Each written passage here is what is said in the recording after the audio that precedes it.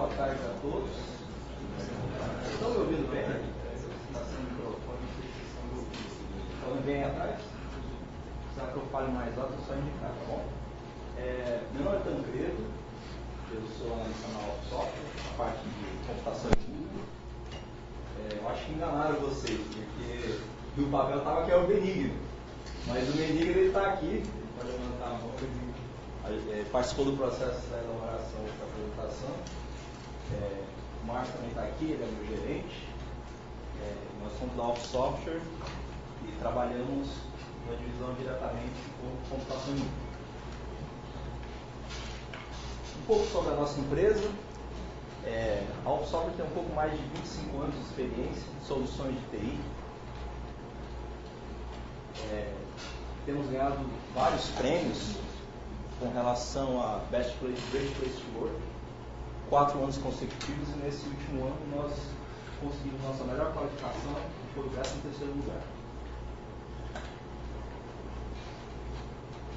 Nós somos parceiros da Amazon Web Services em computação em nuvem. Também somos parceiro ouro da Microsoft em aplicações e desenvolvimento. Então eu vou ao assunto propriamente dito do que nós vamos falar hoje. Computação em nuvem através da Amazon Web Services. Eu vou falar um pouquinho também em paralelo com Microsoft, Google, mas o foco hoje aqui vai ser Amazon. Só para ter uma noção aqui, quantos aqui já trabalharam com a Amazon, já mexeram com a Amazon, já cadastraram no painel? Alguém? Opa. Então, acho que essa palestra realmente é para você. Bem introdutória para você conhecer esse universo e esse mundo. Hoje muito tem se falado sobre computação em nuvem, computação em nuvem é uma buzzword, tudo está na nuvem, seus aplicativos estão na nuvem, sua rede social está na nuvem, mas o que dá para você fazer? Você como estudante de computação, estudante de TI, profissional de TI, o que você pode fazer com a nuvem? Um bom exemplo que a gente pode falar é o Netflix. Netflix utiliza toda a sua parte de infraestrutura na nuvem. Serviço de Big Data, recomendação, streaming de vídeo, tudo isso hospedado na nuvem, e eles usam maciçamente a Amazon Web Services. Então, algumas características de nuvem. Eu gosto de falar que computação em nuvem é algo que democratiza infraestrutura e tecnologia. Ela é possível para empresas de qualquer tamanho, tanto pequenas como médias, ter uma infraestrutura atualizada, escalável e global. Coisas que seriam muito complicado de comprar, construir, configurar, com a computação em nuvem você tem em alguns instantes. Alguns benefícios que a gente só encontra na nuvem. Nuvem é você pagar conforme o uso real. O que seria isso? Pagar por hora máquina, ou de acordo com alguns provedores de minuto, ou pagar por gigabyte de espaço utilizado. Essa é uma das principais características de computação em nuvem, pagar pelo uso. Se você encontra muitos provedores até nacionais, vou citar nomes, eles falam que são computação em nuvem. Só que é na hora que você vai lá e olha a oferta deles, uns X reais por mês. Computação em nuvem não tem X reais por mês, computação em nuvem começa com 0. Se eles têm um preço mínimo por mês, desconfie, não é computação em nuvem, ok? Computação em nuvem também te proporciona custos mais baixos, e aí ele te dá a possibilidade de opções de baixar a tua conta. A gente já está falando sobre isso aqui também. Capacidade, entre aspas, infinita sob demanda. É lógico que esse conceito infinito em termos de data center não existe. Mas você tem essa impressão que os recursos são infinitos, porque de acordo com o que você necessita, você tem os recursos. Você chega e fala assim, eu preciso de 1000 máquinas virtuais. Se consegue te prover 1000 máquinas virtuais, é computação em nuvem. Então você tem essa visualização, essa impressão que os recursos são infinitos para você. Agilidade, velocidade e inovação, né? Como você tem os recursos de forma mais prática e rápida, você inova mais. Diminui o peso de gestão de hardware e software, porque facilita. E outra característica é uma escala global em minutos. Em apenas alguns minutos você pode estar inicializando o teu serviço, a tua aplicação em uma parte do globo diferente. A gente vai estar vendo um pouco isso. Eu gosto de colocar esse paralelo, que vem mais ou menos no cenário atual. Hoje em dia, muitas empresas estão utilizando pequenos mercados de bairro. Sabe aquele mercado de bairro que tem na sua rua, ou tem lá na esquina da tua casa? Você vai lá no mercado e aquilo te atende enquanto você precisa de algo para sua casa, para a semana ou para aquele dia. Mas aí faz de conta que você precisa fazer uma festa. E você não quer só fazer uma festa pequena, você quer fazer uma grande festa. Aí você olha para aquele mercado de bairro, aquele mercado da esquina, e aquele mercado já não consegue te atender. Aquele mercado já, você fala assim, puxa, eu quero fazer uma festa para 1000 pessoas. Eu preciso comprar Coca-Cola. Mas você olha para aquele mercado, ele não te atende. Ele não tem refrigerante para te atender para a sua festa. Então, eu gosto de comparar a computação em nuvem com isso. Muitas vezes você está sendo atendido por um provedor de infraestrutura que não tem o suficiente para você se você precisar escalar. E computação em nuvem é isso.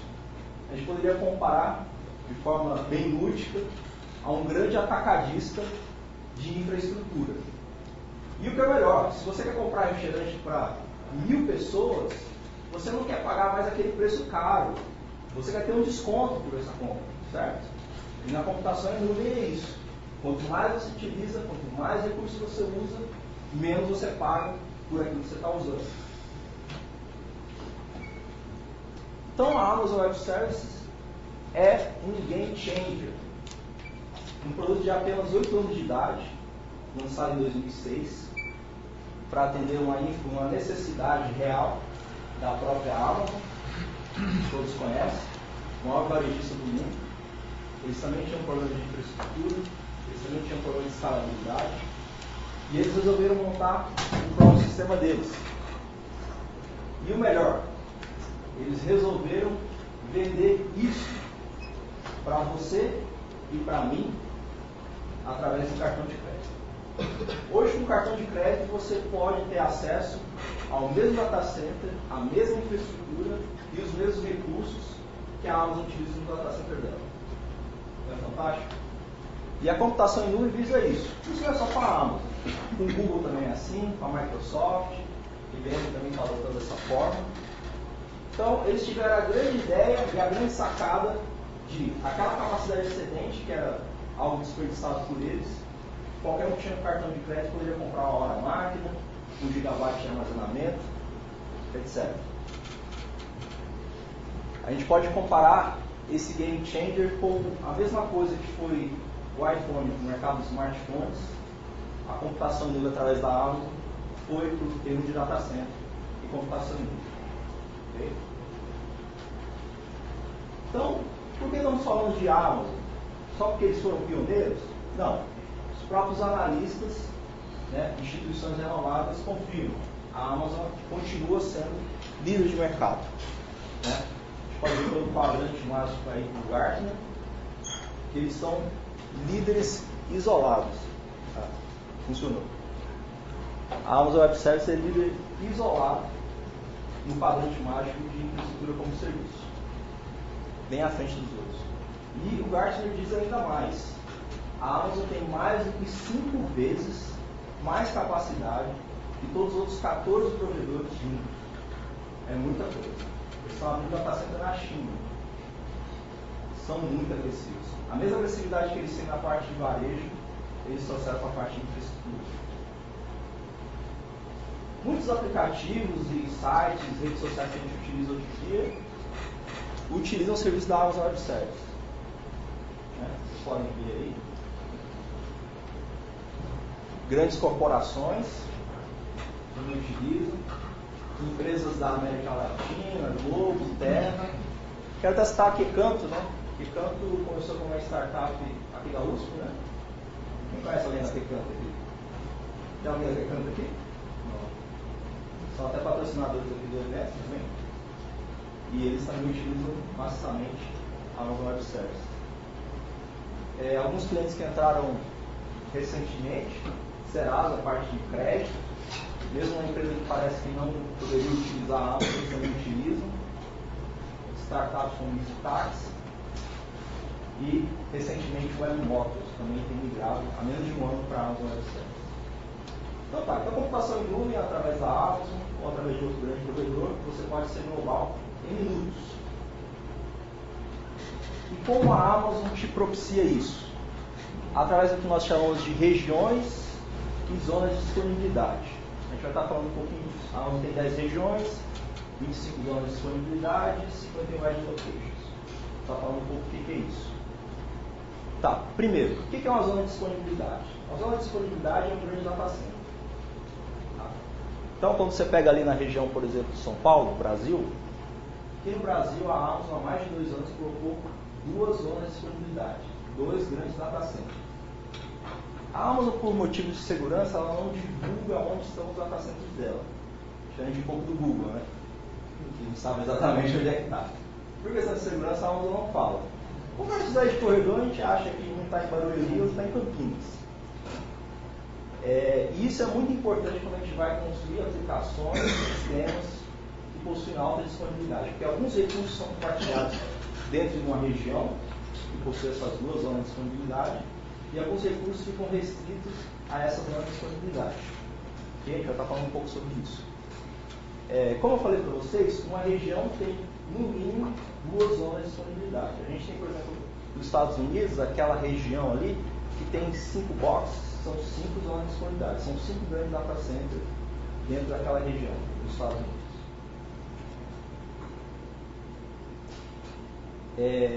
A Amazon foi um dos primeiros grandes provedores de infraestrutura como serviço de nuvem a colocar um data center no Brasil. A Microsoft lançou há poucos meses, 3 a 4 meses, um único data center no Brasil, que está aqui em São Paulo. O Google a gente não tem muita notícia, né? O mais perto que o Google chegou aqui foi no Chile. Não sei porquê. Geralmente tem um terremoto lá, né? Mas eles optaram por lá, não sei porquê. Enfim. Mas eu não acredito que no futuro próximo eles coloquem a data center aqui no Brasil.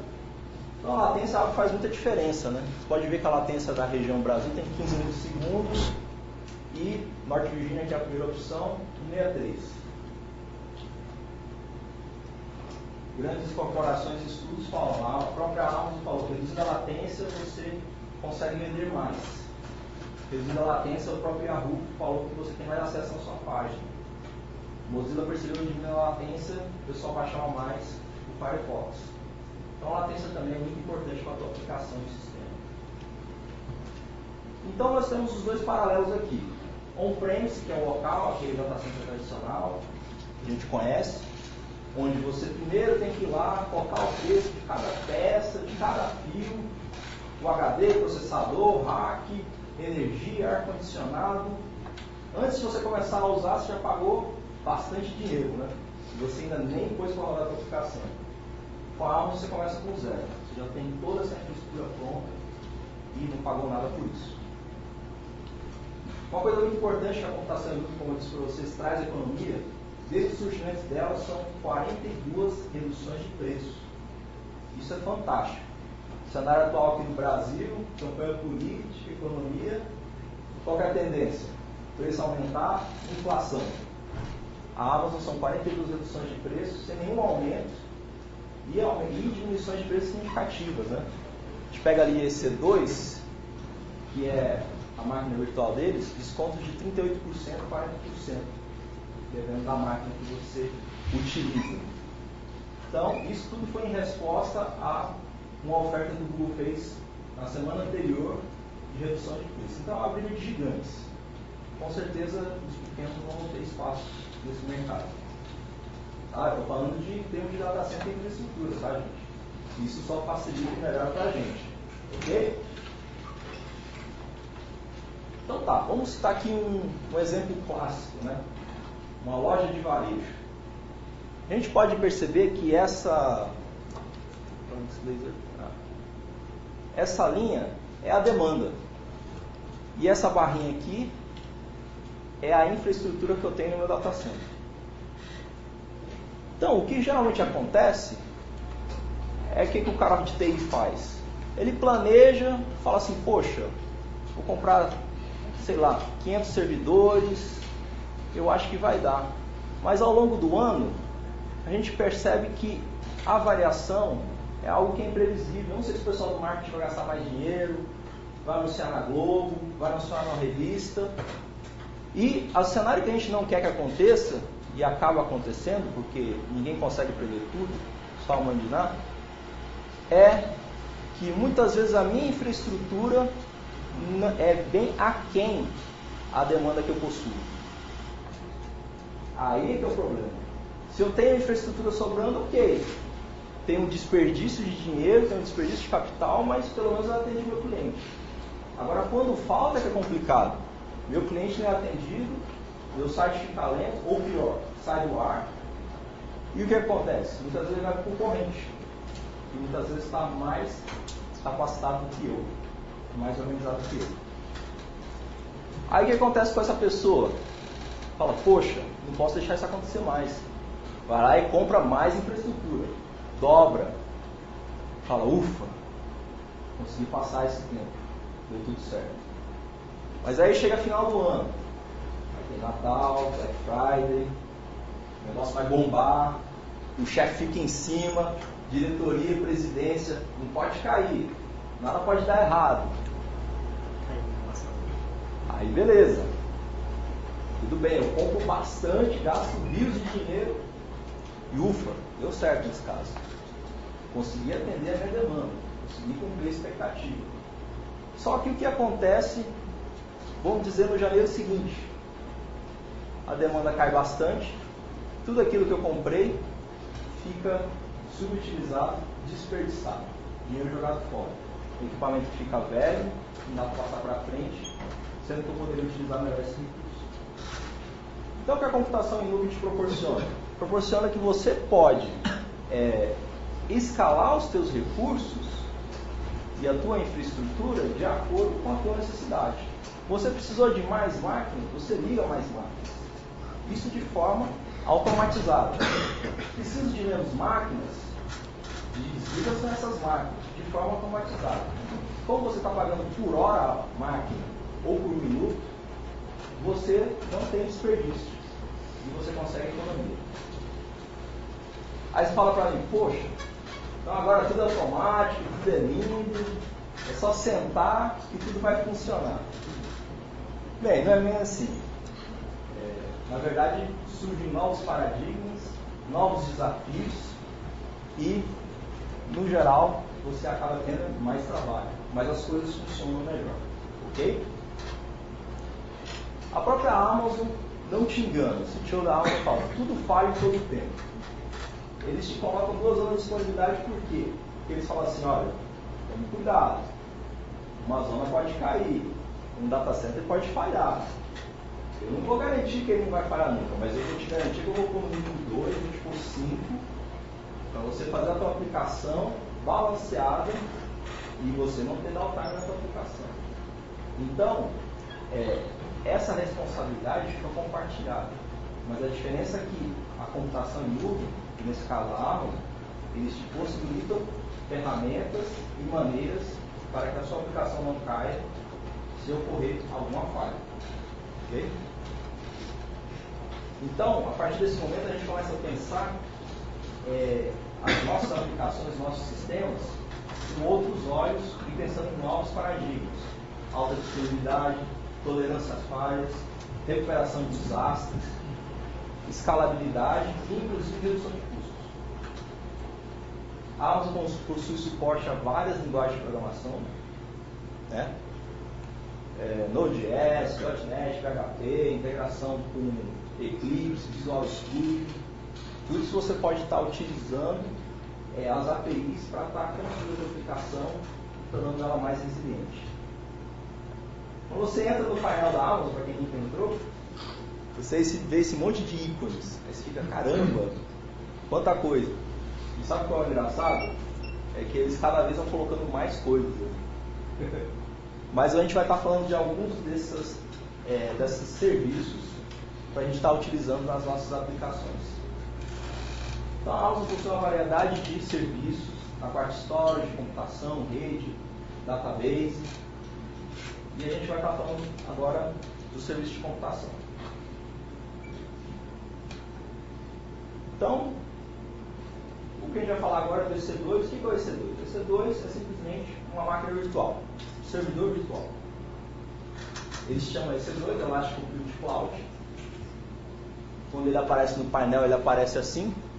Aí você, interagindo pela console, você pode estar parando essa máquina, rebutando essa máquina, pode estar deletando ela, fazer uma cópia, ou você pode também fazer todo esse processo por linha de comando e APIs da sua linguagem preferida. Você tem também o log da máquina. Na Amazon, um dos grandes provedores de infraestrutura de serviço, você possui uma grande gama de sistema operacional. Se quer usar o Windows Server, tem o Windows Server, homologado pela Microsoft. Eu quero usar o Windows Server 2012, tem o Windows Server 2012. Quero utilizar FreeBSD, Debian, CentOS, Ubuntu, Red Hat, que é um Linux corporativo, também tem. Tudo isso você pagando por hora máquina. Na Amazon a tarifação é hora máquina. Tá? Os grandes vendedores de software, Microsoft, Oracle, IBM, SAP, possuem aplicações homologadas para estar rodando na Amazon. Tá ok? As instâncias têm a instance type, os tipos de instância. Você não consegue configurar hoje, eu quero uma máquina com 10 GB de RAM processada de 1.2. Você não consegue fazer isso. O que eles disponibilizam são vários tipos de instâncias que você escolhe qual é o melhor se adequa à sua situação. E cada hora eles estão lançando novos tipos com melhor rendimento e a um preço menor. Se você quer uma dica, utilize as instâncias tipo T2. São muito boas, com um preço muito bom também. Qual o nome? As modelos T2. Tem T2 Micro, T2 Medium, tá? E T2 Small. Elas foram lançadas há poucos meses e elas têm o melhor custo-benefício. Então, eu vou falar um pouco aqui sobre o modelo de pagamento, que é de cobrança que a Amazon faz. Isso é importante na hora de você economizar a sua conta. Quando a gente começa a trabalhar com computação em nuvem, a gente vê que a gente não pode se atentar só à parte técnica e dar a sua aplicação. Você tem que pensar no ponto de vista econômico, não só para você, como para o seu cliente. Então, a Amazon possui várias formas de precificação, aqui no caso de hora máquina. Free tier, o primeiro caso é quando você faz o cadastro, você ganha 1 ano de hora máquina, no caso, uma T1 Micro, para você estar utilizando Linux ou Windows durante esse ano gratuitamente. Esse seria o free tier. O on-demand é o modelo que você liga a máquina e você paga na Amazon. Na Amazon, no momento, é por hora de uso. No Google, você paga por minuto. E na Microsoft também, você paga por minuto. Instância reservada é quando você fala assim, poxa, eu vou utilizar essa máquina, ela está bem, vou utilizar essa máquina para ter um banco de dados, eu acho que essa máquina está num bom tamanho, está numa boa configuração. Então você pode reservar essa máquina, no caso da Amazon, por 1 ano a 3 anos. Então você reserva essa máquina por 1 ano a 3 anos, e o que acontece? Você consegue um desconto de 40% a 60% no valor em 1 ano e 3 anos. Então você consegue economizar bastante. Qual é a desvantagem? A instância reservada você está engessado, você pagou por aqui. Hoje na Amazon você até pode, por exemplo, eu reservei uma instância large, eu quero trocar por 2 mediums, eles te permitem fazer isso. Mas eu reservei uma large, mas passou 3 meses e não está dando. Eu preciso de uma double large. Aí você não tem como ter esse dinheiro de volta. O que você pode fazer é vender no marketplace e ali o pessoal vai te dar um leilão, né? Eu compro, você vai vender para pessoas terceiras como você. Então você vai perder um pouco de dinheiro. Então se você vai reservar uma instância, tome cuidado, para ver se é exatamente o que você precisa. Outro detalhe, na instância reservada, quando você reserva ela na Amazon, você precisa pagar depois no mês seguinte um upfront. O que é isso? Eles pegam 40% desse valor em 1 ano e você tem que pagar na próxima parcela, para você poder garantir esse preço. Então, às vezes, até nos casos de história de cartão e tal, chegando no seu nível de compra. Então, fica atento a isso. Em comparação, por exemplo, com o Google já tem um esquema um pouco mais legal. Ele tem um uso reservado sustentado, que eles chamam, né? Se você usa a sua máquina 100% do tempo durante um mês, eles já te dão automaticamente 30% de desconto, não precisa fazer nada por isso. Então, de front, você não tem que pagar nada a mais, você já paga menos. Algo mais bacana. Agora, tem também a próxima instância Spot. Spot é algo bem legal. Spot só tem na Amazon, não tem na Microsoft nem no Google. O que é instância Spot? Instância Spot é instância de leilão. Eles pegam a capacidade excedente que tem nos data centers dele e te vendem. Então você pode, vamos citar um caso de um cliente nosso.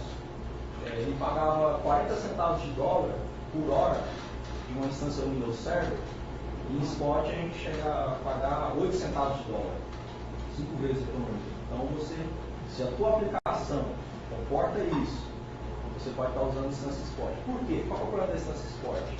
A instância Spot, eles não te garantem SLA. Ou seja, eles podem te desligar essa instância a qualquer momento. Se alguém der um lance maior que o seu, ou se a Amazon precisa desse recurso para estar atendendo alguém importante, ele vai estar desligando a tua instância e você vai perder ela. Então, em alguns casos de aplicação que você está utilizando, o Spot te dá bastante economia. E modelo dedicado. O modelo dedicado é um modelo caro, né? Você pega e fala assim, não, esse hardware aqui é só meu, só eu que rodo esse hardware. Você vai pagar bem a mais por isso. Se o seu cliente necessita desse nível, né, de segurança, de isonomia, então você pode estar utilizando o nível de instância dedicada.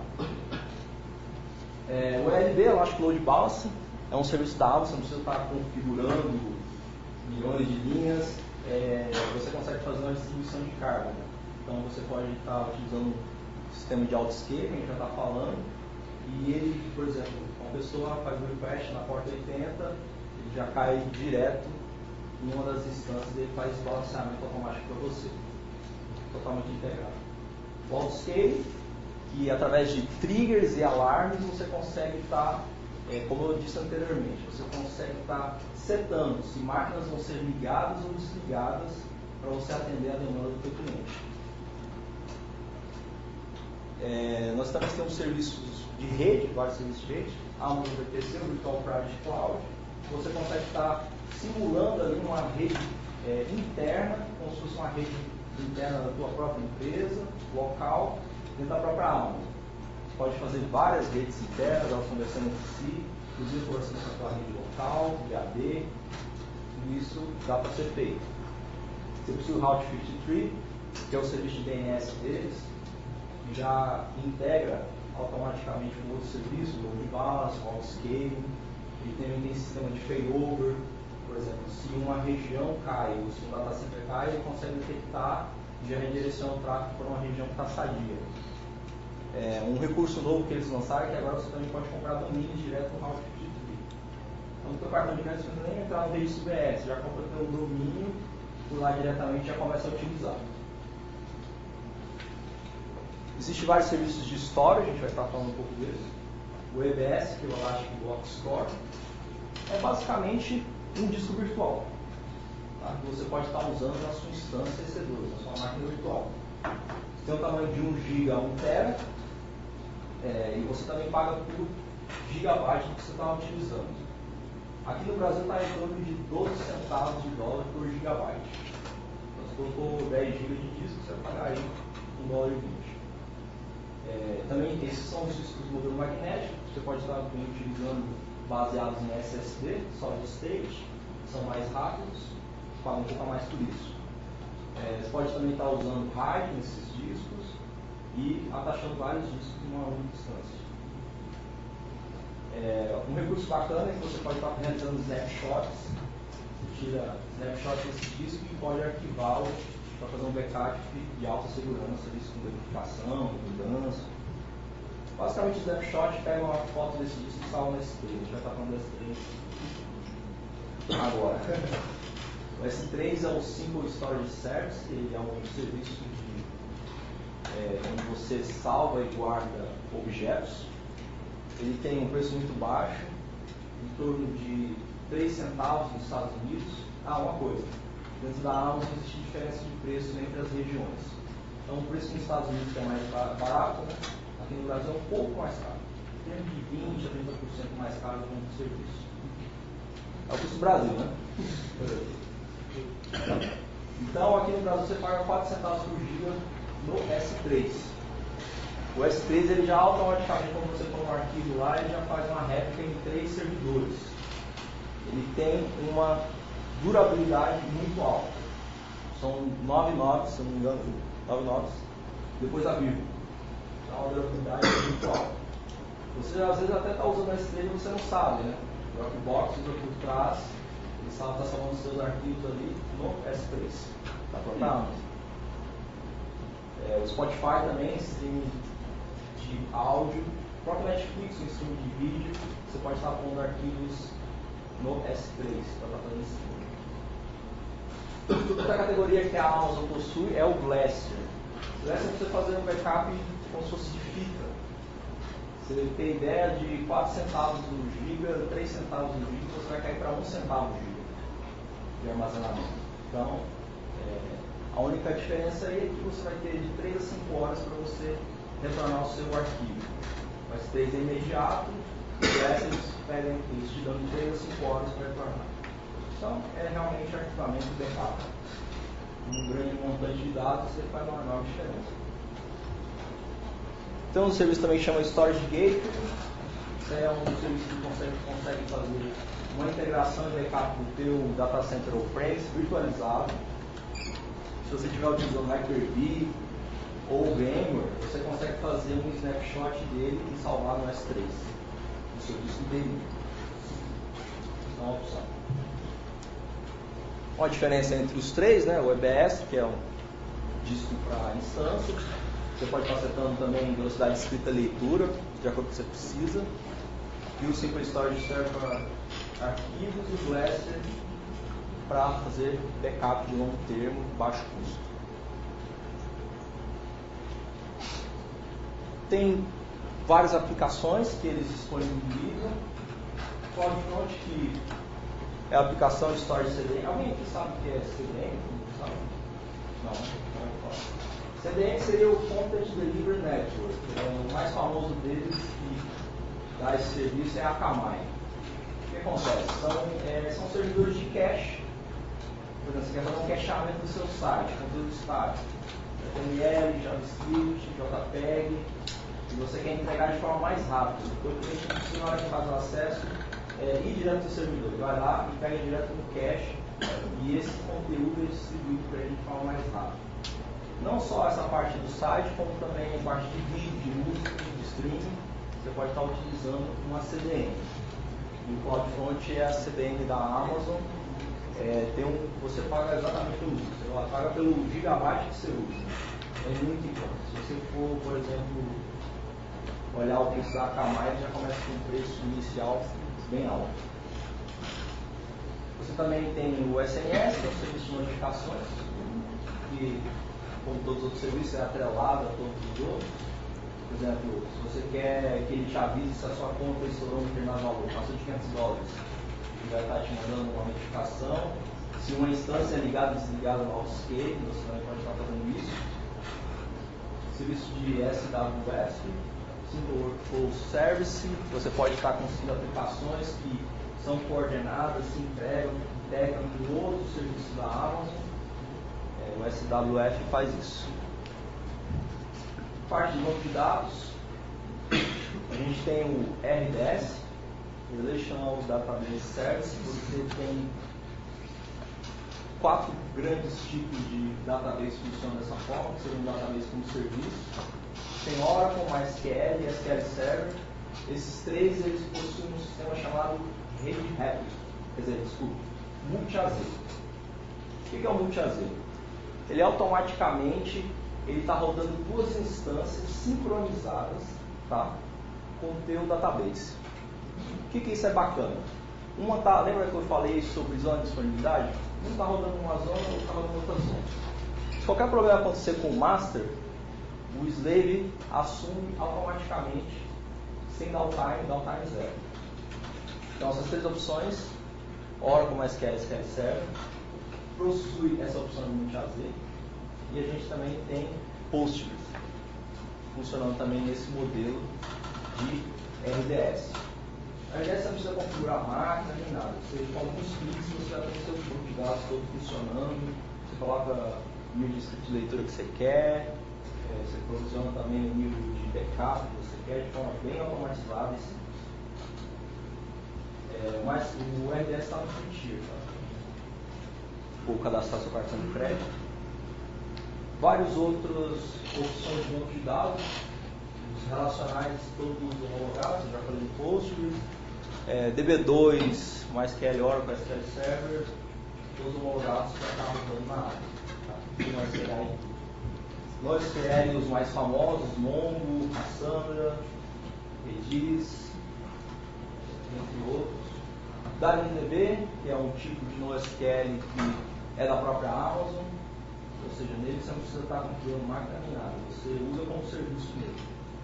Você configura o nível de uso, se você vai usar 1 GB, 100 GB, ele cresce automaticamente e você paga pelo seu uso.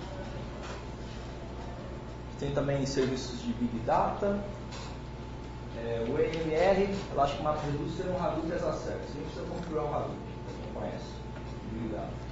Você vai lá e coloca os jobs, sobe, ele já executa e responde o resultado direto para o S3.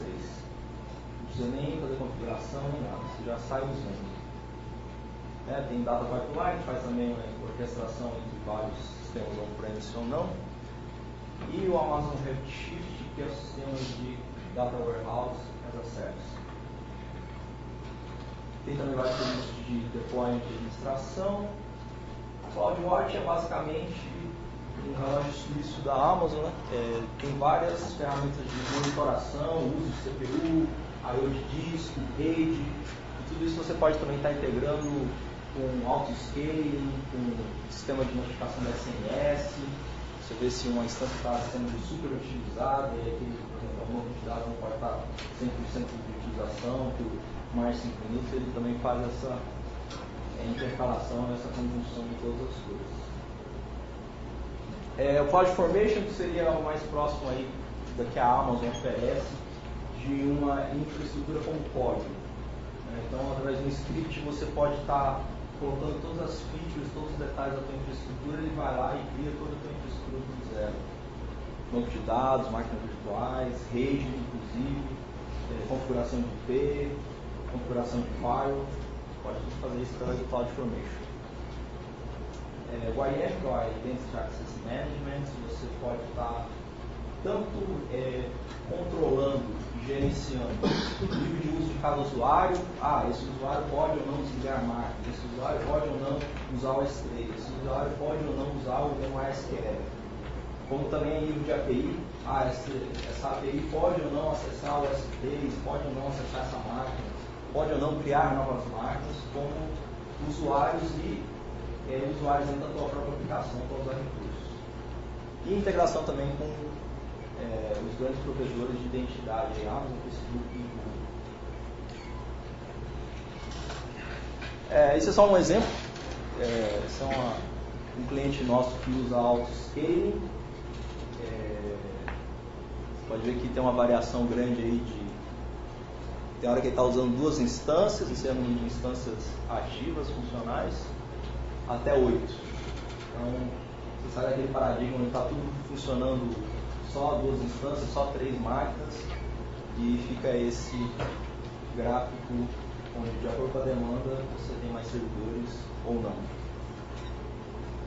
É isso. Computação em nuvem é algo que eu gostaria de passar para vocês, é algo que está em desenvolvimento, né? Se eu fosse falar sobre isso daqui a um mês, eu ia colocar mais recursos, mais features, isso aqui também foi só o básico. Cada hora que você entra no painel da Amazon, você vê lá o RSS ou feed, tem mais notícias, eles mudaram algum recurso, adicionaram algum recurso. Não é algo que nem, vai lançar o Java 8, o Java 8 vai ter essas features. Vai ser um Android L, o Android L tem essas features. A hora que você vê, já saiu 200 novas features. Não só da Amazon, como do Google e da Microsoft.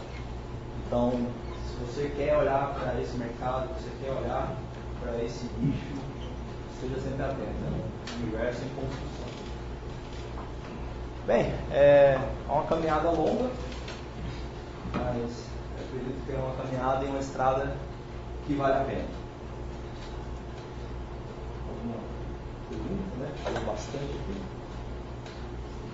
Ninguém quer fazer alguma pergunta? A dúvida que eu tenho é nessa parte de auto-scaling, quando eu tenho um servidor nesse formato, a parte de aumentar o hardware não tem muita intervenção do contratante no caso, a não ser quero trabalhar com processador acima de 80%, no máximo 80%. Como funciona essa parte de escalar assim? Não tem muita intervenção de quem está pagando, é um pós-pago, está lá no cartão, ele libera que possa contratar até N máquinas, talvez, um limite, mas o aumentar e diminuir é 100% automático mesmo, apesar de eu ter os monitoramentos. Na verdade, não é automático, é automatizado. Você configura tudo. Por exemplo, em termos de autoscaling em máquinas virtuais, eu quero ter até 10, não quero ter mais que 10. Eu quero até 10 large, eu quero ter até 10 mid. Você configura tudo isso. Nada acontece assim. Legal. A parte do autoscaling é bem restritiva mesmo. Então você pode falar assim, eu quero que o autoscaling aconteça quando meus 3 servidores ficarem com uma média de 80% por 10 minutos. Aí eu quero subir mais 3. Isso é configurado. Tá? Muito bem, né? Todo mundo entendeu? Então, muito obrigado. Eu ia deixar 10 minutos para perguntas, né? Se precisar utilizar, né? Então eu agradeço a presença de todos vocês. Tá aí meu e-mail do Benigno. Se tiverem alguma dúvida, algum comentário, alguma coisa que vocês estão fazendo, quiser compartilhar com a gente, se fizer vontade, tá? Eu sei que também tem bastante estudante aqui. Quem também estiver interessado na parte de estágio, com dúvidas, desenvolvimento, infraestrutura, tá? A porta da office está aberta. Pode também estar entrando em contato com a gente. Tá bom?